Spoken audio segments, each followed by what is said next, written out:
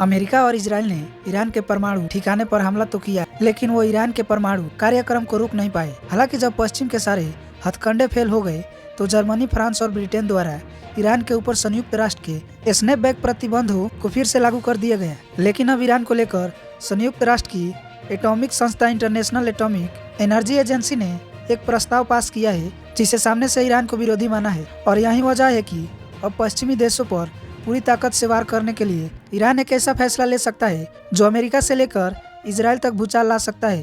दरअसल ईरानी संसद की नेशनल सिक्योरिटी और विदेशी पॉलिसी कमेटी के सदस्य आमिर हयात मुकदम का कहना है कि ईरान परमाणु अप्रसार संधि यानी एनपीटी को रद्द करने या उससे बाहर निकलने पर विचार कर रहा है।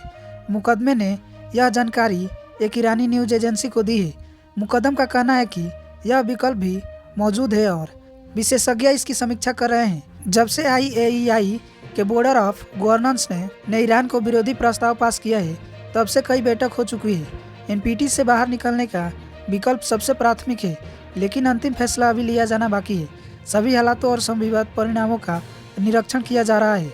आपको बता दें कि IAEA ने जो प्रस्ताव पास किया है, उसके तहत ईरान से कहा गया है कि वह अपनी सभी परमाणु ठिकाने और संवर्धित यूरेनियम तक निरीक्षकों की पहुंच सुनिश्चित करे।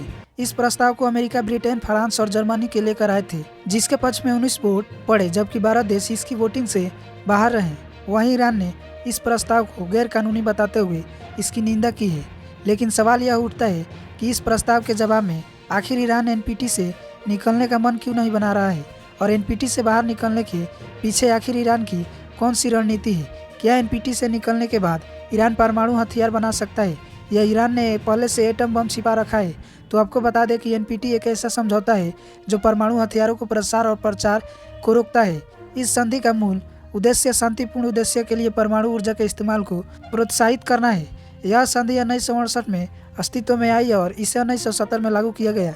ईरान 1970 में ही एनपीटी का सदस्य है। ईरान शुरुआती से कहता आया है कि परमाणु हथियार नहीं चाहता।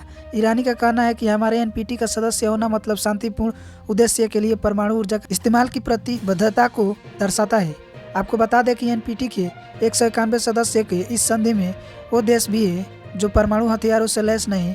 इस संधि के तहत गैर परमाणु देश इस बात पर सहमत है कि वह परमाणु हथियार नहीं बनाएंगे, जबकि परमाणु ताकत से लैस देश दूसरे देशों को परमाणु तकनीकी ट्रांसफर नहीं करेंगे, क्योंकि अगर ईरान एनपीटी से निकलता है तो वह फिर से बिना किसी रोक टोक के चुपचाप परमाणु हथियार बना सकता है।